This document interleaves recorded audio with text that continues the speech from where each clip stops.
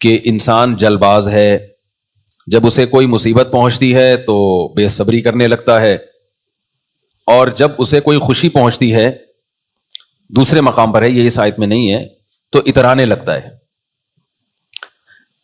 اذا مسہ الشر جزوعا. اچھا، چونکہ میرے پاس واقعات بہت آتے رہتے ہیں نا، لوگ ملنے کے لیے آتے رہتے ہیں، اپنے واقعات سناتے رہتے ہیں، تو اس سے مجھے اندازہ ہوتا ہے کہ صبر کا بھی مفہوم کلیئر نہیں ہے لوگوں کی نظروں میں. یعنی میجورٹی تو ہماری بے صبری ہے، یعنی صبر ہوتا ہی نہیں ہے ان سے، لیکن بہت سے لوگ صبر کا غلط مفہوم لے لیتے ہیں. وہ صبر کرتے ہیں لیکن ان کو یہ نہیں پتا ہوتا کہ صبر کا مطلب یہ نہیں ہے جو آپ کر رہے ہیں. سمجھ رہے ہیں کہ نہیں سمجھ رہے؟ جیسے بہت سے لوگ توکل کو غلط مفہوم لیتے ہیں نا، اللہ پہ اعتماد کرنا ہے ان کو، لیکن اعتماد کا مطلب کیا ہے ان کو نہیں پتا ہوتا.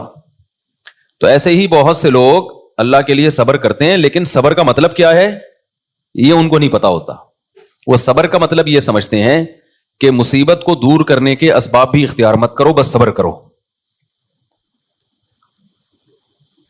میں کئی بار واقعہ بیان کر چکا ہوں نا اپنے بیانات میں کہ ایک صاحب آئے، پرانا قصہ ہو گیا، نہیں پتا چلے گا ان کو کہ میری بات ہو رہی ہے، کہ جی میرا داماد میں یہ خرابی، یہ خرابی، یہ خرابی، وہ خرابی. میں نے کہا اتنی خرابیاں ایک بندے میں، تو آپ نے اس سے علیحدگی کیوں نہیں لی؟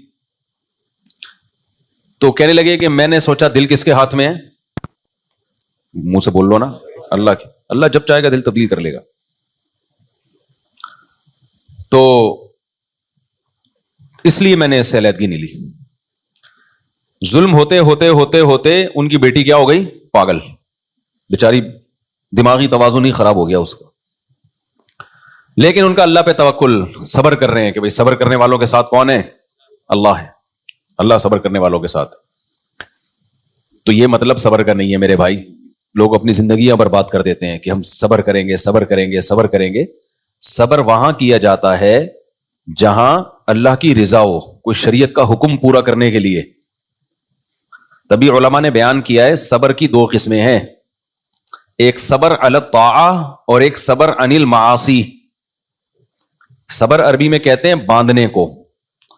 دجاجہ مسبورہ صبر سے نکلا ہے نا. دجاجہ وہ مرغی جس کو باندھا جاتا تھا نشانے بازی کے لیے. عربوں میں عادت تھی مرغی باندھ کے تیر اندازی سے اس کو بیچاری کو نشانے مارتے تھے، نشانہ ٹھیک کرنے کے لیے. نبی صلی اللہ علیہ وسلم نے اس عمل سے منع کیا کہ نشانے بازی کے لیے جانور کو نہ ہدف بنایا جائے. کوئی تختی رکھ لو بھائی، کوئی پتھر رکھ لو، اس پہ نشانے بازی سیکھو. مرغیوں پہ کیوں نشانے بازی سیکھ رہے ہو؟ مرغی ویسے کھانی ہے تو ذبح کر کے کھا لو.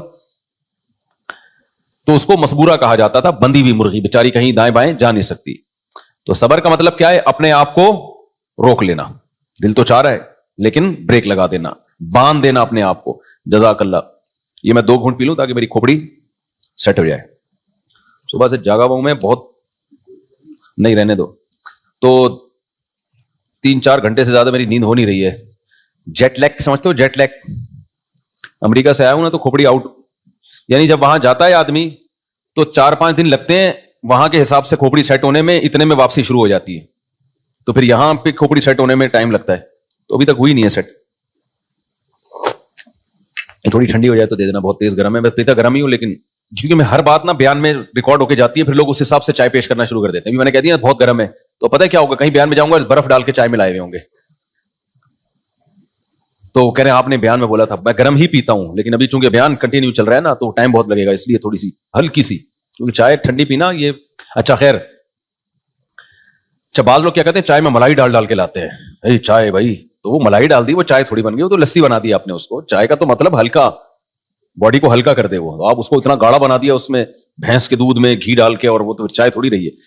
اچھا خیر، تو صبر کا مطلب کیا ہوتا ہے؟ روک لینا، بریک، یعنی اپنے آپ کو کنٹرول کرنا. دنیا میں اس وقت سب سے بڑا مسئلہ کیا ہے؟ انسان اپنے کنٹرول میں ہے نہیں. امریکہ کے آپ نے قصے تو سنے ہوں گے نا، ابھی بلاگ میں آپ دیکھ رہے ہوں گے، بہت سارے قصے ہم وہاں بھی نہیں بتاتے، ادھر آ کے پھر بتاتے ہیں. وہاں ایک ڈاکٹر نے مجھے بتایا کہ گورے ٹینشن فری زندگی گزارتے ہیں نا، تو وہ ٹینشن فری، اتنے ٹینشن فری ہو گئے ہیں کہ ان کو پین کلر بہت ہائی ڈوز دینا پڑتی ہے. تھوڑا سا بھی درد ان سے برداشت نہیں ہوتا، کیونکہ ان ملکوں میں درد ختم ہو گیا ہے. یعنی محلے پڑوس میں بھی آپ جاؤ گے نا، یہ امریکن بیٹھے ہوئے آپ کے سامنے، ان سے پوچھ لینا، تو پن ڈراپ سائلنٹ ہوتا ہے نا، یعنی سوئی بھی گرے تو اس کی آواز آتی ہے. ایسا محلے میں خاموشی ہے جیسے ہمارے قبرستان ہوتے ہیں نا، ایسے ان لوگوں کے ریزیڈینشل ایریا ہوتے ہیں. ایسے ہی ہے نا. ہمارے قبرستان میں کبھی آپ کے کوئی آواز آئی کسی قبر سے، اور بھائی کیا حال ہے مفتی صاحب خیریت سے؟ کبھی سنا آپ نے؟ آئے گی تو مفتی صاحب لیٹے ہوئے ہوں گے وہاں پہ. ایسا ہی ہوگا. تو جیسے قبرستانوں میں خاموشی ہوتی ہے نا، ایسے ان ملکوں کے جو ریزیڈینشل ایریاز ہیں، رہائشی علاقے ہیں، وہاں کیا ہوتی ہے؟ خاموشی. کوئی بچے کی آواز نہیں آئے گی، کسی کی گالی کی آواز نہیں آئے گی، کوئی یہ نہیں کہ وہاں سے وسیم سے جھگڑا ہو رہا ہے، غفار بھائی آج فارم میں آئے ہوئے ہیں، مسجد کمیٹی کے صدر کا آج میٹر کیا ہو گیا ہے، گھوم گیا ہے، امام صاحب کو کوئی بات بری لگ گئی ہے. نہ، ان سب چیزوں پہ امریکہ میں بولو پابندی. تمیز سے زندگی گزارو اچھے بچوں کی طرح، کوئی چیخنا چلانا نہیں، کوئی کسی کو دیکھے گا بھی نہیں. اب ہماری ڈریسنگ تو بالکل ڈیفرنٹ ہوتی ہے نا بھائی. جب امیگریشن کے لیے جب ہم جاتے ہیں نا، انٹری مارتے ہیں ایئرپورٹ سے، تو سب پینٹ شرٹ میں ہوتے ہیں، ہم کیا ہوتے ہیں؟ پگڑی میں، ٹوپی میں، بالکل ڈیفرنٹ ڈریس ہوتا ہے.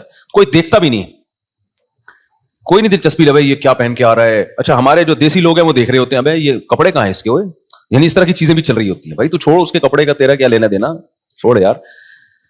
تو ایسی خاموشی جو ریزیڈینشل ایریاز ہیں، اتنی خاموشی کہ خاموش کونسلر صاحب سو رہے ہیں. یہ قصہ پھر نہیں زیادہ سناؤں گا میں، پھر وہ سمجھ جائیں گے کس کی بات ہو رہی ہے. خیر کچھ قصے اتنے دلچسپ ہیں نا، سنا نہیں سکتا میں، کیونکہ وہ سمجھ جائیں گے کہ یہ ہماری بات ہو رہی ہے. تو ریزیڈینشل ایریا میں یہ واقعہ کیوں سنا رہا ہوں یہ میں بھی بتاتا ہوں. یہ واقعہ برائے واقعہ نہیں ہے. اتنی خاموشی، اتنی خاموشی، اتنی خاموشی، جب آپ جاؤ آپ کو بہت ہی اچھا لگے گا. آپ بولو گے کیا سکون کی جگہ ہے یار. 4-5 دن کے بعد آپ کی کھوپڑی آؤٹ ہونا شروع کہ بھائی یہ لوگ ہیں، قبرستان ہے، یہ پبلک ہے، یہ اتنا بھی نیک بننے کی ضرورت نہیں ہے نا. بہت زیادہ نیک بھی انسان ٹھیک نہیں ہوتا، تھوڑا تھوڑا آڑا ترچا ہونا چاہیے. یہ حقیقت ہے. دیکھو اس کی میں ایک مثال دیتا ہوں. اب آپ بولو گے یار بیان میں ہمیں مفتی صاحب الٹی الٹی باتیں بتا رہے ہیں. میں نارمل بنانا چاہ رہا ہوں آپ کو. نارمل آدمی ٹھیک ہوتا ہے. جو لوگ بہت زیادہ جراثیم سے بچتے ہیں، ڈاکٹر کیا کہتے ہیں کہ بیکٹیریا پھر ان پہ حملہ کرتے ہیں، ان کا امیون سسٹم خراب ہو جاتا ہے. ایسا ہی ہے نا، ان کی باڈی میں بیکٹیریا سے لڑنے کی طاقت اور صلاحیت ختم ہو جاتی ہے. ایسا ہوتا ہے کہ نہیں ہوتا؟ تو اسی طرح جو لوگ بہت زیادہ لگژری لائف، کوئی کسی کو ڈانٹے گا نہیں، شور نہیں، بالکل thank you, how are you, nice to meet you, ایسے جملے ہر وقت، تو ان کے اندر تکلیفیں برداشت کرنے کا سیٹ اپ کیا ہو جاتا ہے؟ بولو ختم. اس لیے بچوں کے بارے میں بار بار کہتا ہوں، لڑکے جو ہے نا تھوڑے سے لڑتے بھڑتے چماٹ وماٹ، یہ بچوں کو کرنے دیا کرو، لڑکوں کو. اس سے ان کے اندر بڑی صلاحیتیں پیدا ہوتی ہیں. اتنا زیادہ چھوئی ہوئی نہیں بناؤ. تھوڑا سا بھائی نے بھائی کے چپیڑ لگا دی، ادھر اس نے لگا دی، ابا سے پٹ گیا، یہ تھوڑا زیادہ نہیں کہ جنگلیوں کی طرح کوٹنا شروع کر دو. یہ تھوڑا تھوڑا بہت ضروری ہے. تو اب جب بہت زیادہ ہر جگہ خاموشی خاموشی، چیخ و پکار بالکل نہیں ہے، تو خود سوچو تھوڑے دنوں میں ایسی قوم کا حال کیا ہوگا. وہ تو ذرا سی بھی کوئی چیخ و پکار ہو تو پاگل ہو جائیں گے نا. کوئی بیماری نہیں تو وہاں ڈاکٹروں نے مجھے بتایا کہ تھوڑا سا کسی کو پین ہو جائے نا تو بہت ہائی ڈوز دینی پڑتی ہے پین کلر کی، جس سے گردے خراب ہونے کا خطرہ ہوتا ہے. وجہ اس کی ہے کہ ان سے درد برداشت نہیں ہوتا. انہوں نے کہا ہم جب پاکستان آتے ہیں نا 2-3 دن تک تو ویسی تڑپنے دیتے ہیں اس کو. آپریشن کیا، درد ہو رہا ہے. مجھے اپنا ناک کی ہڈی کا آپریشن یاد آ گیا تھا. میری ناک کی ہڈی کا آپریشن ہوا تھا تو 6 گھنٹے تک میں درد سے تڑپتا رہا تھا. اس کے بعد ڈاکٹر نے کہا یار پین کلر کھلاؤ، اس کو تکلیف ہو رہی ہے اس کی. تو نتیجہ کیا نکلتا ہے کہ آپ میں درد برداشت کرنے کی طاقت اور صلاحیت بالکل ختم. تو یہ بھی بے صبری ہے. تو یہ کیا ہے؟ بے صبری. تو آپ نے صبر کیسے موقع پہ کرنا ہے؟ میں 2 قسمیں بتا رہا تھا صبر کی، صبر علی الطاعہ اور صبر عن المعصیہ. جو لوگ اپنی خواہشات پوری کرتے رہتے ہیں نا، خواہشات کے پیچھے، جیسے کافروں کے ساتھ یہی تو مسئلہ ہے.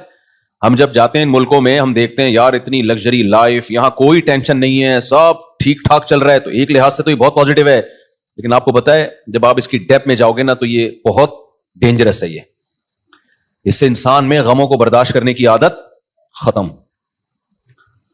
وہ چاہتا ہے بالکل ٹینشن فری زندگی گزاروں میں. اس کا نتیجہ کیا نکلتا ہے؟ جس دن زندگی میں تھوڑی سی ٹینشن آئی نا، وہ خودکشی کی طرف جاتا ہے. پھر جتنے یہ مغربی کنٹریز ہیں، مغربی ممالک ہیں، ان میں کوئی بھی ایسی جگہ، ایسی پلیس جہاں پر خطرہ ہو کہ کوئی گر کے چھلانگ لگا کے اپنے آپ کو مار سکتا ہے، گورنمنٹ وہاں احتیاط کرتی ہے کہ کوئی قتل نہ کر دے اپنے آپ کو. ہمارے ملکوں میں ہے ایسی احتیاط؟ ہے بھائی کتنی جگہ میں آپ کو بتا سکتا ہوں، اگر کوئی مرنا چاہے تو وہاں سے. تو ہمارے یہاں کتنی پلیسز ایسی ہیں, کتنی جگہ ایسی ہیں کہ جہاں بہت آسانی کے ساتھ لوگ ہلاک ہو سکتے ہیں, لیکن الحمدللہ اتنی ٹینشنوں کے باوجود بھی ہلاک ہوتے نہیں ہیں. بہت کم کیسز ہوتے ہیں خودکشی کے, وہ بھی انہی لوگوں میں جو زیادہ مذہب کے قریب نہیں ہے.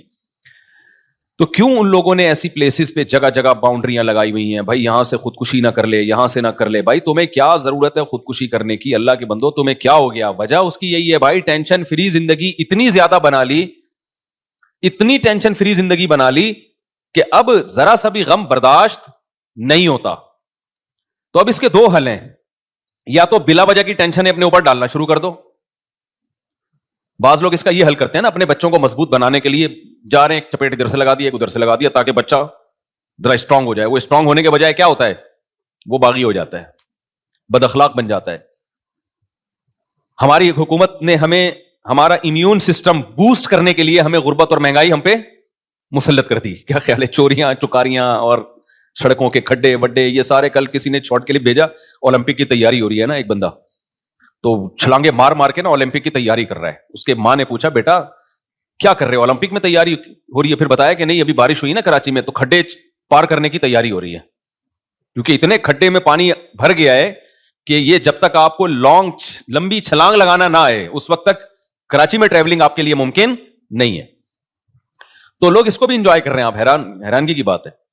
تو اتنی زیادہ, یعنی اب حل یہ ہے کہ انسان میں برداشت پیدا کرنے کے لیے یا تو بلا وجہ کی ٹینشنوں میں ڈال دیا جائے اس کو, خامخواہ کی ٹینشن, جیسے بہت سے لوگ کرتے ہیں. گھر میں ایک بیگم کو ٹینشن دے کے رکھی ہوئی, اولاد کو بلا وجہ ڈانٹ رہے ہیں, مار رہے ہیں, پیٹ رہے ہیں. اس ٹینشن سے, یہ مصنوعی ٹینشن ہے جو آپ خود بناتے ہو نا, اس سے آپ کا امیون سسٹم بوسٹ نہیں کرتا, اس سے آپ کے اخلاق کیا ہو جاتے ہیں, بولو, خراب ہو جاتے ہیں. اور ایک طریقہ وہ ہے جو انگریزوں نے اختیار کیا کہ سرے سے کوئی ٹینشن ہو ہی نہیں, کوئی ٹینشن نہیں ہو. جیسے امریکہ میں, جاپان میں تو یار تلاش کرتا ہے کہیں سے تھوڑی سی کوئی بدتمیزی کرے یار. یعنی جاپان میں حالت یہ ہو گئی تھی میری کہ دل کر رہا تھا کوئی بدتمیزی کرے ہمارے ساتھ. اتنا زیادہ وہ گورے دیکھو, nice to meet you, thank you, بس اس سے آگے نہیں بڑھتے. وہ جاپانی تو آئے گا 3 دفعہ یوں کر کے جھکے گا. ایک جاپانی آیا ہمارے جہاں میں رہ رہا تھا نا, آیا آ کے یوں, میں نے کہا پتہ نہیں کوئی کیا کر رہی ہے, 3 دفعہ جھکا. پھر اس نے ایک پوسٹ تھی, ڈاک تھی وہ حوالے کی, میں نے کہا یہ کیا, یہ ڈاک حوالے تمیز سے بھی کر سکتا تھا, اتنی عزت. تو کہہ رہے نہیں, ان کا طریقہ ان کو اسکولوں میں سکھایا جاتا ہے, اگلے کو رسپیکٹ دو. تو وہ تو بہت ہی زیادہ نا, وہ میں اور آپ افورڈ نہیں کر سکتے. تو ایک طریقہ یہ کہ بھائی نہ بچے پہ کوئی ڈانٹا جائے, نہ ہاتھ اٹھایا جائے. وہاں بہت سخت پابندی ہے, اتنی پابندیاں ہیں کہ چوروں کے بھی حقوق ہیں. آپ مذاق مت سمجھو. آسٹریلیا میں چور آپ کے گھر میں آ گیا نا, آپ فکر کرتے ہو کہ یہ اس کو کچھ ہو نہ جائے, میرے گلے پڑ جائے گا, ورنہ یہ, میں مذاق نہیں کر رہا, یہ تو میں دیکھ کر آیا ہوں یہ سب چیزیں. چور آیا, واپس جاتے ہوئے شیشہ چپ گیا اس کی کھڑکی کا, وہ کورٹ میں جا کے کیس کرے گا, اس کمبخت نے کھڑکی صحیح نہیں بنائی, میرے کو بھاگنے کا راستہ مجھے چپ گیا میرے. چور بھی تو انسان ہے نا بھائی. گورنمنٹ عقل استعمال کرتی ہے, گورنمنٹ کہتی ہے ٹھیک ہے اس نے چوری کی, غلط کام کیا, لیکن اس کی سزا یہ تھوڑی ہے کہ شیشے چبو اس کے جا کے تم. تو تم نے ایسی کھڑکی بنائی ہے جس میں شیشے جو کانچ ٹوٹے ہوئے ہیں, جو کسی بھی انسان کے چبھ سکتے ہیں. تو چور بھی ایک انسان ہے, اگر تو تم نے چبوئے نہیں ہیں, لیکن جب چور آئے گا تو بھاگے گا کہ نہیں بھاگے گا, تو تمہیں پہلے سے سوچنا چاہیے تھا بھاگنے کا سیف راستہ اس کے پاس ہے یا نہیں ہے. تو یہ کس کے حقوق ہیں میرے بھائی؟ یہ چوروں کے حقوق ہیں. اصل میں چوروں کے نہیں, یہ انسان کے حقوق ہیں. یہ کس کے, یہ ہیومن رائٹس, سمجھ رہے ہو کہ نہیں سمجھ رہے؟ یہ انسانوں کے حقوق ہے. یار جلدی, اس کو بہت زیادہ ہو گیا. تو یہ انسانوں کے حقوق ہیں. شوہر کے حقوق اتنے زیادہ ہیں وہاں پہ کہ بیگم شوہر کو ڈانٹ نہیں سکتی, اور بیوی کے حقوق اتنے زیادہ ہیں کہ وہ اس کو آنکھیں بھی نہیں دکھا سکتا. تو ایک طریقہ یہ ہے, شور شرابے کی اجازت نہیں. آپ گھر میں مرغی پال سکتے ہو, مرغا نہیں پال سکتے, کیونکہ مرغی شور نہیں مچاتی. مرغا کیا مچاتا ہے؟ گورے کو غصہ آتا ہے, یار تیرا مرغا کہاں صبح لگا کے رکھی ہوئی ہے, ہم ترقی یافتہ قوم ہے, یہ کیا بکری کی آواز نہیں آئے گی. یعنی اگر میں حلفیہ بولوں نا, قبرستان میں اور رہائشی علاقوں میں کوئی فرق نہیں. ہمارے یہاں قبرستان میں بھی تھوڑا سا شور نظر آ رہا ہوتا ہے, وہ جو گورکن ہے وہ بیٹھا ہوا باتیں کر رہا ہوتا ہے بیٹھ کے, وہاں یہ بھی نہیں ہے. تو ایک طریقہ یہ ہے کہ کیپ سائلنٹ. گھر کے اندر جاؤ گے تو بھی شور نظر نہیں آئے گا. یار چلو گھر کے باہر شور نہ ہو, اندر تو ہو نا. مسلمانوں کے گھروں کی بات نہیں کر رہا, ہم تو پینڈو لوگ ہیں نا, میں پڑھے لکھے انگریزوں کی بات کر رہا ہوں. جب آپ گھر کے اندر جاؤ گے تو صرف کتے کی تھوڑی بہت ہلکی پھلکی آواز آپ کو سنائی دے گی, وہ بھی آپ کو دیکھ کے بھونکا ہوگا کہ آپ کیوں آئے ہو, یعنی آپ کا کیا کام ہے یہاں پہ. گھر کے اندر بھی کیا ہے؟ خاموشی.